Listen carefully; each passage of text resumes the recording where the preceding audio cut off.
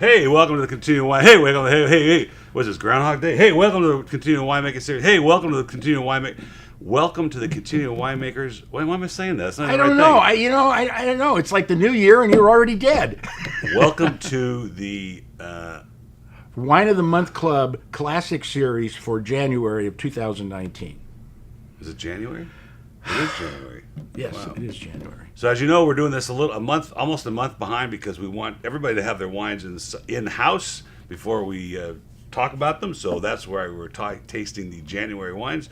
We're trying to do this live on Instagram, but it's not working. So tell me, Ed, Yes, Paul. the 40 years ago would be what? 2000? 1979. 79. 2000, yeah.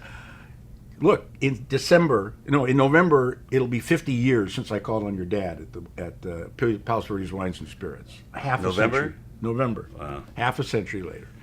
Okay, so the whites. The white was Franciscan Chardonnay, which Francisco Chardonnay is still around. Franciscan, yeah. Well, yeah, it's a big deal wine. Go ahead. Keep going. Okay, so that was made by Justin Meyer, who also made Silver Oak, which is one of the top drawer Cabernets in California. And interesting story, most people don't know this. The reason why it was called Franciscan is because he studied to be a Franciscan monk. And then he decided, no, I want to have sex, so he quit. And he took another path, and winemaking was it. Very nice guy. Did a lot of tastings for us. Yeah, that's funny. And the Les Amis du Vin event that your dad was promoting was a vertical of Hansel and Stony Hill Chardonnays. Wow. And it cost $12. Wow. I know. Those are like so that ties into this article you've been writing in the newsletter about some of the iconic things that and I've had this conversation a lot lately for some reason. I had a conversation this morning with a chef about Bruce Nyer coming and showing my dad the wines and his being a sales manager for Joseph Phelps and driving down here. That's right. And visiting 5 stores, PV Wines, Wally's, Duke of Bourbon, and then there were 2 others. Yeah. That was it. And they drive home. That was a sales manager. There were two. There was it. That was all the stores there were. That's crazy. So I appreciate that research, Ed. It's really, really, really good. Well, I'll tell you, I appreciated it more than you do because I'd forgotten, obviously, a lot of these wines, and I'm reading it. I'm going, you're kidding me, really? I used to stock those things. I understand that, but the fact is, I don't remember when we were doing these incredible Bordeaux's like Cognac Brown and for in the regular series. Those wines are like $70 now, and Dad was selling them for $3.49, $5.49. It was nuts, but it was fun. And there were some great stories in there too. And the red was a Cote d'Aron. Oh, we got to talk about the Cote d'Aron. Whose? We just did one. Lay something or another. I forgot. Something. That's great. I didn't know who it was. Well, was it Les or Les? Les, L-E-S. That means after there was a vowel after it. So was it A or an O or an I or what? A-U. Les O. Okay, Les O. Ramgo. See, Rambo. we're getting something close. Like. Yeah, but Les O. and it was so funny because I loved the way your dad would write about the wine and say where it comes from and what the grapes are. Yeah, well, like you're talking to a 6-year-old. We still do that. Well, but people didn't know anything then. I mean, a lot of them still don't, but they think they do. That's the problem. And that's Except it. our customers, of course. Of course, our customers, of course. Well, no, they rely on us. I remember. When he's done with his song and dance routine, I'd like to tell you that this is the limited series Wine of the Month Club for. Oh, no, Lucy. Why don't you go back to your room? January of 2019. And Hey, welcome, Ed. welcome, Paul. January 2019, limited series.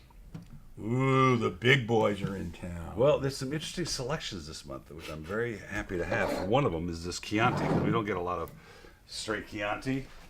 So it's hard to find straight Chianti. It's worth a damn. Or even crooked Chianti. That's not easy either, Well, the prices for Chianti went kind of stupid for a while. You couldn't even touch a Classico for a long time. And now, so much of the regular straight Chianti is just not very good. Here's a great example of it, just a really good, solid Chianti. The nose is great. It's full-bodied. It's got a little bit of that old world nose. Yeah, it's really that's a real classic Chianti. And They've been thin. They've been insipid lately. Well, Chianti's a really big area, and the Chianti Classico is the center of the area, and that's considered the best part. The outlying areas are a little, are dicey, and so you can't get. Get your net. Where's your net? I got it right here. You can't get it, So now there are other villages like Colli Senesi and Montalbano and Rufina, which are excellent wines and can rival Chianti Classico, but regular straight labeled Chianti is not normally. It's not bad, but it's not like this. I mean, if you'd have told me this is Classico, you would have no problem with that, right? Yeah, and that's the key to it. That's why I bought it. God, the nose is just amazing. It's really got all kinds of stuff complex. going on. There's dried fruit. There's Sangiovese.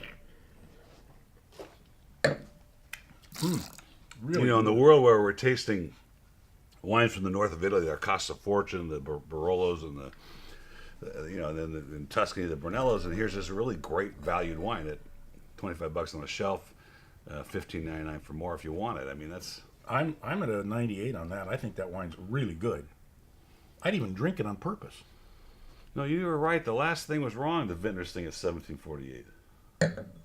Those prices were wrong. Well, that's what I thought, but they're written there, and I figured you made a change there. Sorry, I don't know. Anyway, this is a 98 for me. Yeah. Particularly because of what it is and what it's not trying to necessarily be. Now for a very, very big, crazy, unknown grape. One of my favorite wines for years and years and years from our friend Sebastian Bistou up in Winebridge Imports. He's been bringing the Serbal in forever, which is the name of the tree that this is in, and it's every year it's just a classic. And I bought it this year because we may have featured it years ago, like the 13 or the 12. But this is just, if you want to know what does Malbec taste like, Paul, here, right? God, the first thing it hits you is licorice. Just a big blast of licorice, and then really dense black cherry and cassis. Man, this is not for the faint of heart. It's just spice galore. It's firm, as Malbec is usually. Yeah, it's very. The color's right. The other day somebody came in the wine shop and they're like, "Do you have any Malbec?" I go, "You want to know what Malbec should taste like?" Yeah, okay. This stuff is unbelievable. I tell you, $15.99 for the reorder price. That is really a steal. I mean, even $23. You want to just keep smelling it because it's just so interesting. Really. Let's just bore the rest of the. I know. The fact is, you can see it on your glass. It turns your glass red. Mm. That's a 98 for me. Yeah, I'm there as well. Bodega Atomisk. It's Tupungato, which I was looking at Tupungato the other day because I've had a lot of wines from there lately, and it's at the base of the Andes, so it's getting all the runoff. It's still like 1,200 feet up. Oh, no, more than that. More like 3,000. 3,000 feet up, right? Yeah, it's 1,200 meters is what it is. But, man, yeah. Well, they have to be because they're on the equator and they don't have any weather. But it's a big difference from the floor of Mendoza to that part, right? Yeah, about 40 degrees. Yeah. And it's still not as cold as like Salta up way north. So here, this thing got a huge reviews at the tasting the other day. This is first I thought it was Sauvignon Blanc altogether, but it's not. It's a blend Rhone of varietals. Yeah, Grenache Blanc and a few other things. Duché de which is the district, and it's Domaine Saint-Firmin. It's another wine from. The nose. I remember this. This is just like a coconut, pineapple, mango, guava explosion. I mean, it's another wine from the Provence, and a white from the Provence, which was literally unheard of 20 years ago. I mean, there maybe were 5 producers in the Provence. It's absolutely delicious wine. So good. Yeah, but this is a blend of several different grapes. The Grenache Blanc, I think, Viognier and either Roussanne or Marsanne. It's interesting. It's like a chef putting together a little taste of this and this to make a dish that has beginning, middle, and end, and that's what winemakers do. But I'm getting this candy nose, like cotton candy. Yeah, exactly. There is a candy, almost a minty kind of quality to it. You want to keep tasting it, and I'm trying to pair it with I don't know, like a cream sauce of some kind of fettuccine or something. Oh, sure. Oh, I'd love to have this with tom yum soup and a little spice to it and coconut Yeah, milk. right. Oh, Curried soup, actually. Would be great. Curry's right up there too. So yeah, I'm at a 98. $24.99 on the shelf, $13.99 reorder price. That is a killer bottle of wine for $13. I forgot where I got this from. The box down there, I think, didn't you? I thought it was. Excuse me. I thought it was clear, but it's not clear. Oh, so here it is. The moment you've been waiting for. This is really fun, and it's from a club that never started, and they were good buyers. I can tell you that much. I love the wines that they brought me, and we're just very fortunate. This is like Hungarian or Romanian. I'm trying to remember because last time I was saying it was Slavic. I thought it was. I thought it was Slovenian. It's not Slovakia. Slovakia. This is way up there in Eastern Europe.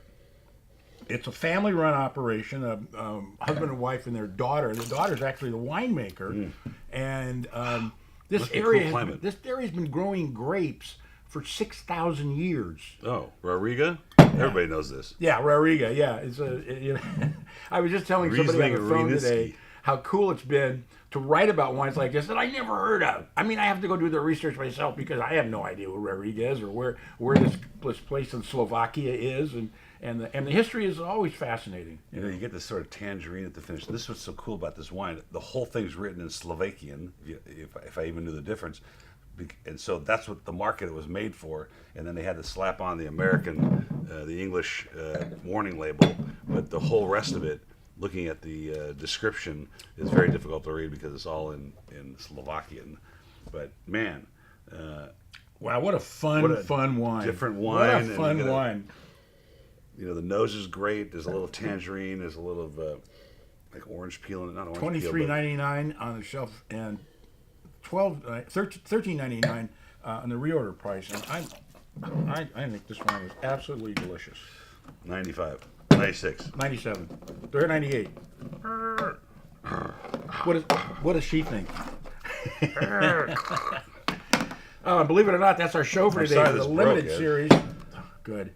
Limited series for, January of 2019. And a hush falls over the room, hopefully. Cheers.